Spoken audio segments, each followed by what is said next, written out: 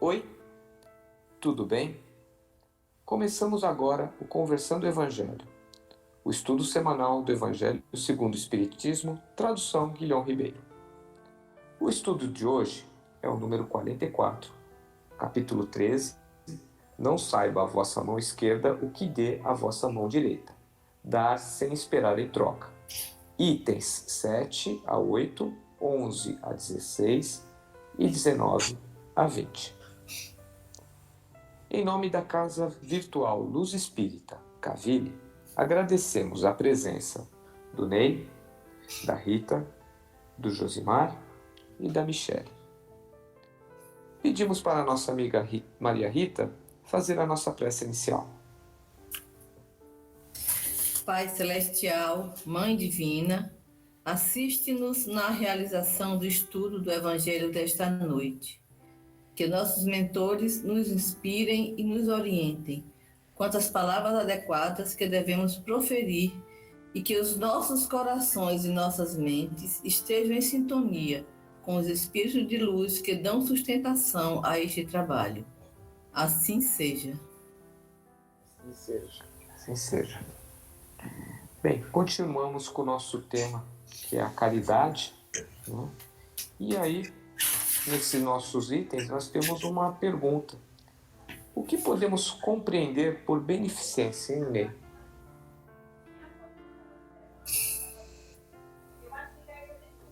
Olha, boa noite a todos. Segundo Edgar Armand, ele dizia que o verdadeiro discípulo de Jesus é aquele que não apenas dá o que sobra, mas divide o que tem. A hora é de juntar nossos esforços em favor dos corações em sofrimento. Por que isso? Porque cada ação de despreendimento, vamos nos espiritualizando, vamos nos melhorando e diminuindo nosso apego aqui ao mundo material tão passageiro. Quando nós olhamos em volta e vemos os bens que nos são disponibilizados no dia a dia, ou até mais do que precisamos, se observarmos também o que nos sobra, o que simplesmente jogamos fora, certamente daremos em nós mesmos um puxão de orelha e diremos, mas que egoístas que eu sou, que nós somos. Então, esse é o maior desafio a ser vencido, para fazer valer a encarnação nossa. Jesus disse que o Filho do Homem não veio à Terra para ser servido, mas para servir. Então, a beneficência, meus amigos, nos dará neste mundo o gozo mais puro. O gozo mais puro que precisamos para o nosso melhoramento, as nossas alegrias no coração, que servem para nos ajudar a evoluir. Se nós pudéssemos compreender tudo que encerra de grande e de agradável, a generosidade das belas almas, esse sentimento que faz, que se olha nos outros, com o mesmo olhar voltado para si mesmo. Então, o que nós podemos tirar de proveito nisso, meus amigos, é apenas a doce preocupação de fazer os outros felizes. Porque nós podemos comparar tudo isso com uma festa. Como nós somos representantes da divindade, nós estamos levando alegria para as pessoas carentes, para as famílias pobres, que na vida só conhecem as vicissitudes e as amarguras. Quando vê nela os semblantes macerados, refugidos subitamente de esperanças, porque lhes falta o pão, os desgraçados, ao ouvir seus filhinhos sofrer, gritando repetidamente a chorar essas palavras, como um punhal que enterra na nossa alma, nos nossos corações. Estou com fome, meu pai, minha mãe. Então, por isso é que nós devemos ser fraternos, praticarmos o bem sem olharmos a quem, com dignidade de servir como Jesus nos serviu. Realmente, fora da caridade não há salvação. E o que a gente pode entender por indulgência? Bem, indulgência, ela significa bondade, ela significa amor e compreensão, mesmo que aquela pessoa que tenha cometido um erro, nós podemos até reconhecer o erro, mas reconhecer com indulgência, com paciência, com tolerância, porque a indulgência ela deve ser usada com sabedoria, porque a indulgência sem sabedoria vira impunidade. E impunidade gera muitas distorções, inclusive na aplicação das leis divinas, né?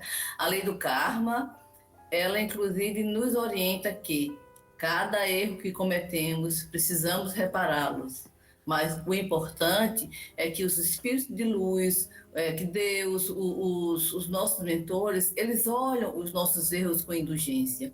E que nós também devemos aprender a olhar o erro do nosso próximo com indulgência, com paciência, com capacidade de perdão. A indulgência é um dos itens importantes na caridade. É como o Clóvis falou, fora da caridade não há salvação. Então também fora da indulgência não há salvação. Precisamos aprender a lidar com o erro, com o nosso erro, com os nossos erros e os erros dos nossos irmãos com indulgência, com bondade, com compreensão e orientá-los no caminho do bem, no caminho do acerto, mas sem agressividade, sem, como é que se diz, estar apontando o erro, porque isso não vai transformar ninguém. Muitas vezes a gente percebe que uma atitude indulgente perante um erro faz com que aquele que errou assuma o seu erro. Mas uma atitude agressiva perante um erro faz com que aquele que errou fique mais agressivo ainda. Então, a gente precisa realmente aprender a entender a importância da indulgência no comportamento, no nosso trato com as pessoas. Isso é muito importante. A indulgência muitas vezes passa pela empatia, né? Que nós temos tão pouco hoje em dia. Muitas vezes a gente não encontra a empatia tanto da nossa parte para com os outros e dos outros para conosco também, né? E aí, da gente pensar, né, estamos sendo bons, estamos, né, ajudando, e Deus ainda permite que a gente seja pago com ingratidão. Por quê? Pois então, meu povo, a questão da ingratidão, né? O Evangelho nos esclarece que as pessoas que se ressentem, né, desse retorno, né, do agrado das suas boas ações, né, elas demonstram muito mais do egoísmo do que da prática da caridade, né, de verdade. A gente pode, é fácil da gente compreender isso, né? A pessoa, porque aquele que realmente está com a intenção de fazer a caridade, fazer o bem, sem receber nada em troca, ele não vai se ressentir, né, do agrado daquele que recebeu a ação, a caridade. Eu, inclusive, esses dias vi uma tirinha, aquela espiritistas, né, que ele nos mostrava exatamente isso, né? Uma garotinha vinha com um pratinho, uma marmitinha, e entregava para um morador de rua. E o morador de rua, ao receber, falou, até que enfim, né, já não era sem tempo, né? Atrasou a marmita. E ela vinha com um rapaz junto, e o rapaz, né, entregou a marmita para o morador de rua e foi embora com o rapaz. Aí o rapaz, poxa, mas que coisa, né? Você não ficou chateada porque ele nem agradeceu, ainda reclamou. Ela falou, não fiquei chateada porque a minha intenção é fazer o bem para ele, né? Quer dizer, resolver o problema dele, da alimentação dele. Eu não fiz a caridade em função de receber o agradecimento, né? É isso que nós devemos praticar, né? A caridade deve ser feita dessa forma. E Deus permite a ingratidão exatamente para testar a nossa intenção real de fazer o bem e a persistência em continuar praticando a caridade, né? Porque tem algumas pessoas, infelizmente, quando praticam a caridade e não recebem esse feedback positivo, né? Vamos dizer assim, um agrado, um muito obrigado pela sua ação, se desestimulam, né? de continuar. Né? E muitas vezes aquele ingrato que aparece no seu caminho é colocado ali propositadamente mesmo, para testar exatamente a sua intenção, a sua persistência em fazer o bem. Por isso, Deus permite que nós encontremos, né, essas pessoas no nosso caminho, que, na verdade, para aqueles que vão fazer a caridade com a real intenção, pouco vão se abalar com a falta ou até mesmo com a presença do agradecimento. Realmente toca naquilo que é o título de hoje, né? Não saiba a vossa mão esquerda o que dê a vossa mão direita, né? É o título principal nosso hoje. Eu vejo nisso, viu, um verdadeiro treino para o desapego. Sim. Precisamos nos aprender a desapegar. Exato. E é uma forma da gente se desapegar do resultado das nossas ações. Fazer o bem sem olhar quem, fazer porque é preciso fazer e pronto, não é? Perfeito, exato. O ingrato, com certeza um dia ele vai ter a cota de arrependimento dele, porque todos nós temos a oportunidade de nos arrepender dos nossos atos. Por exemplo, não ter aproveitado a oportunidade de agradecer ou de criar laços espirituais com quem está o ajudando. Não é isso?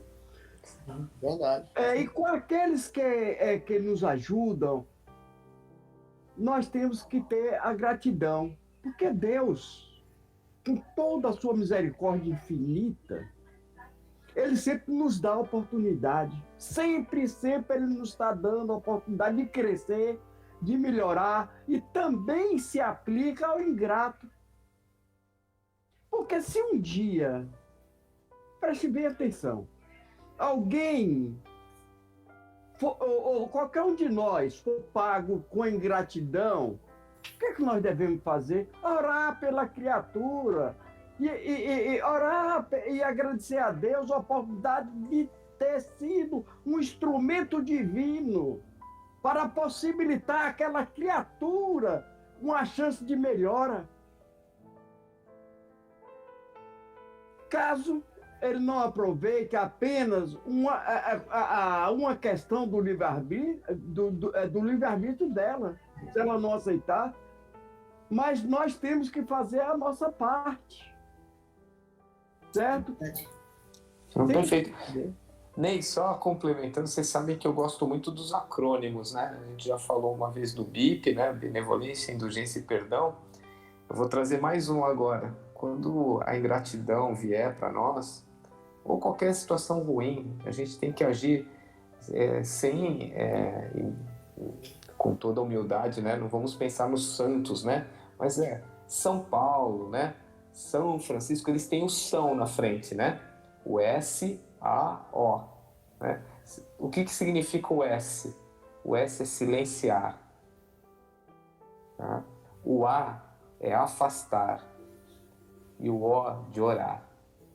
Então, quando a gente estiver nessas situações de ingratidão, né? Melhor coisa, silencia, afaste-se e ore. Tá?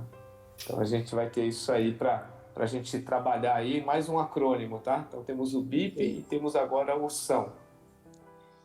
E aí, justamente entra numa última questão, né? Que por que muitas vezes a gente se sente decepcionado na prática do bem? A gente fica decepcionado porque nós somos orgulhosos. A palavra que resume é isso. Eu acho que se a gente for pegar a palavra que nós mais falamos esse ano, nesse Conversando, foi orgulho, e acho que a segunda é vaidade. Porque, infelizmente, a gente espera algo em troca porque a gente, de alguma forma, se acha merecedor, se acha melhor do que aquele, acha que o nosso irmão tem obrigação de devolver o bem que nós fizemos, quando, na verdade, a obrigação é só nossa. É nossa com a gente mesmo e com Deus, com a nossa consciência. Então, a partir do momento que a gente não espera nada em troca, a gente não vai sofrer. Se você ajuda o seu irmão, e quando eu falo irmão, é o irmão consanguíneo, esperando que ele vai fazer algo em troca, qual é o bem real nisso? Você quer, mais para frente, poder se orgulhar, dizer que, olha, eu te ajudei, o famoso jogar na cara, né? Então, isso não é vantagem nenhuma. Então, quando nos pegarmos nesse sentimento aí de cobrança, a gente precisa silenciar, aplicar aí o são, né? Silenciar e realmente orar, porque estamos no caminho errado.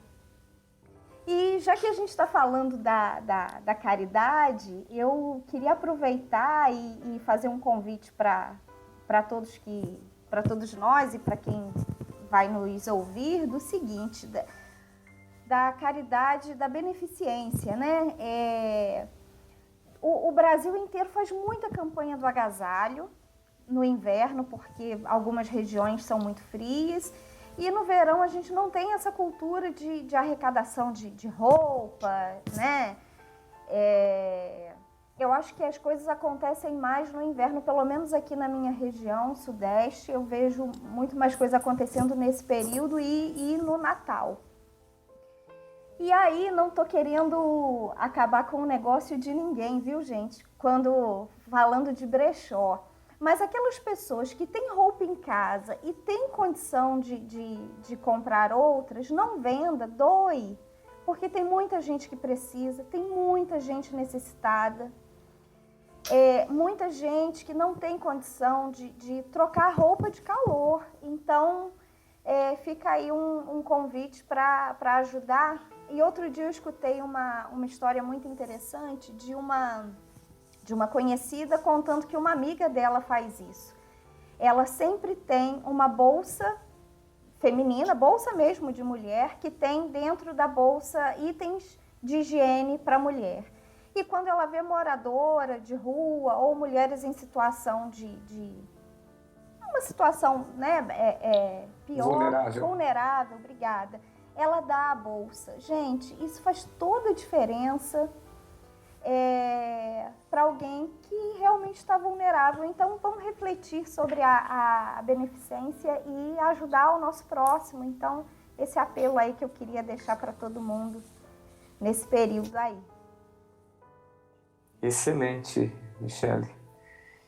Bem, agradecemos a colaboração de todos no estudo da noite e pedimos para o nosso amigo Josimar fazer a prece de encerramento.